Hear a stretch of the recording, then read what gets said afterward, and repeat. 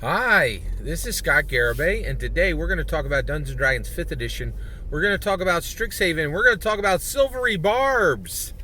So Silvery Barbs is a brand new spell that comes out of Strixhaven, and there's a lot of commentary on it right now because there's more commentary on Silvery Barbs than all the other spells combined.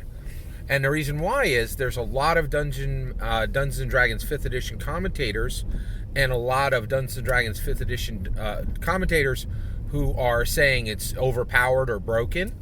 And then there are a lot of Dungeon Masters who are saying, I'm not going to allow this in my game, right? I love Silvery Barbs. Silvery Barbs is not broken, and it is not overpowered. However, I have much sympathy for people who think it is. The only way you understand what Silvery Barbs is and understand why it's not overpowered is if you actually understand Dungeons & Dragons 5th Edition for what it truly is, which very few people do, right? Dungeons & Dragons 5th Edition is an edition of Dungeons & Dragons that is claiming all of the pillars. Every single edition before, Dungeons & Dragons 1E, 2E, 3E, 4E, all of those editions, what they really did was they owned and mastered the combat pillar and really left the exploration pillar and the interaction pillar just flapping in the wind, right? And the reality is, exploration pillar and exploration character builds and interaction player characters and interaction builds are literally jokes. The bard is a joke. People literally laugh when you say bard. And one of the reasons why is Silvery Barb has been missing. Okay, and so basically, basically Dungeons & Dragons for 47 years has been build a combat beast, right? And if you're going to do anything but that, everybody at the table will tolerate you, but not appreciate you, right? And there's some tables that will literally not even allow substandard builds, right? I haven't talked about it in a while. I'm a huge fan of substandard builds. In fact, I only make substandard builds, right? I don't make optimum path builds, right? And it's the shallow end of the pool for me in Dungeons & Dragons 5th Edition. So basically what's happening with Silvery Barbs, and let's talk about Silvery Barbs. So basically it's first level enchantment. And so this comes in swift. Like you can attach this to a first level character, right?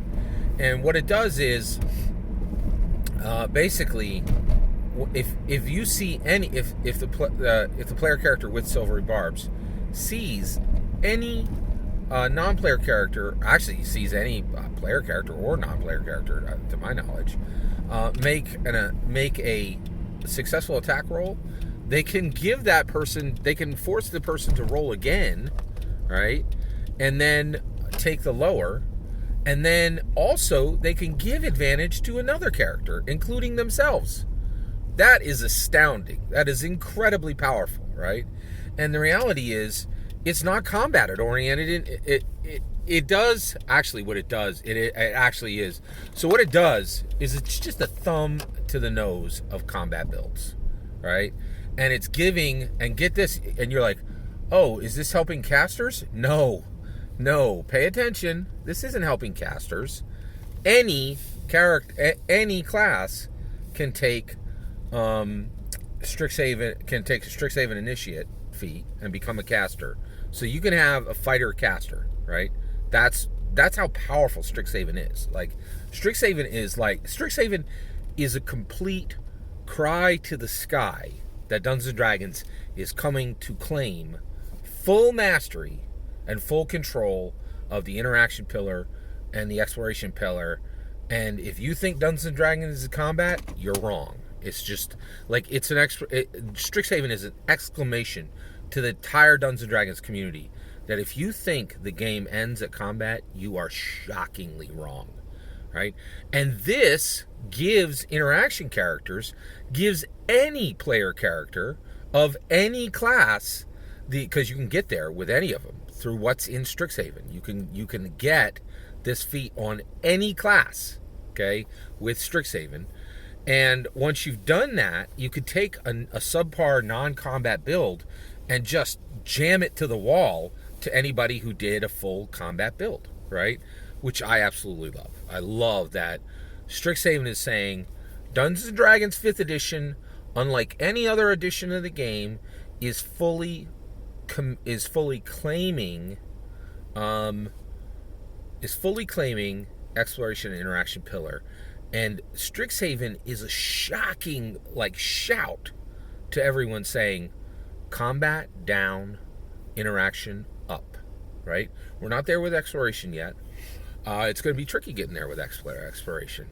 And so Silvery Barbs is an incredibly powerful spell that can be attached to any class, okay? And it's a thumb to the nose at every combat build out there, and saying, hey, I know you love chopping goblins in half, but that ain't nothing but a third of the game, and the majority of the game is doing other stuff. And Strixhaven is just claiming this interaction pillar. I'm very excited about it. I love this Strixhaven books. It's so awesome. So here's my take. Silvery Barbs is not broken. Silvery Barbs is not overpowered. Any D&D commentator who's saying that this should not be allowed in every campaign, in my opinion, what they're saying is, I don't understand the actual shape. I don't understand the shape of actual Dungeons and Dragons. I only understand old Dungeons and Dragons. I only understand 2014 5th edition Dungeons and Dragons, the one that was still where the older versions of Dungeons and Dragons were, the ones that focused on combat, right? And so by being here and having this new book that's saying, hey, Dungeons and Dragons is going places you never expected, and we will drag you along if you're on the D&D 5e train, right? So, and I'm very excited for it. And I've been thinking a lot about Dungeons and Dragons. And, one of the things I think is interesting is there's always been, these debates about the rules. And I'm really excited to see debates coming in that are really focused on the other 2/3 of the game, which really need expansion and definition. And it's very, very exciting to see. Silvery Barbs up. It's going to be allowed in every game I run going forward. Strixhaven is going to be fully allowed in every campaign I run going forward. And I encourage you to do the same. Strixhaven is fantastic. It's so good. It's one of those... I love it because it's a good divider line, right? And people who are like, oh, this needs to be kept off in its cordon little box, right? Those are Dungeons & Dragons 5th edition dungeon masters who haven't reached their final form. They're still in this idea that they'll get there, right? Anybody on anybody who's running Dungeons & Dragons 5th edition, they're showing love in a place where that love is going to be reflected, right? To a system that has the capacity to lift them up, right? So I think a lot of people are like, oh, Silvery Barbs isn't going to be in my campaign, and oh, Strixhaven's got to be cordoned off. It can't be allowed in any other versions because the backgrounds are too powerful, right? And so what you're seeing there is they're not bad dungeon masters. They're just dungeon masters who are in their starter form, basically, Bulbasaur and Ivysaur, and I'm forgetting the lowest version, Chimchar. I can't remember.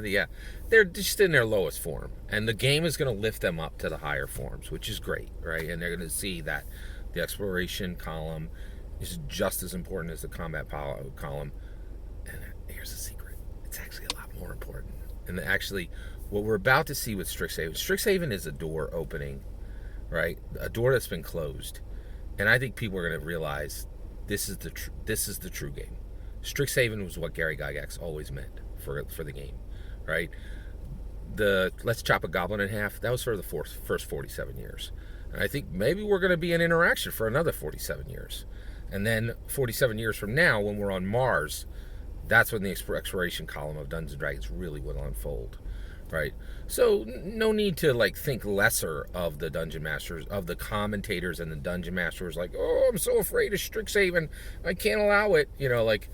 It's not that they're lesser, they're just behind. And as long as they stay on the Dungeons & Dragons 5th edition game, they're going to be expanded as people, and they'll reach that point where they understand that interaction is that Strixhaven is the purest form of Dungeons & Dragons. all that's my opinion. I'd love to hear your thoughts. Let me know in the comments below. Please consider liking and subscribing, and have a wonderful millennium.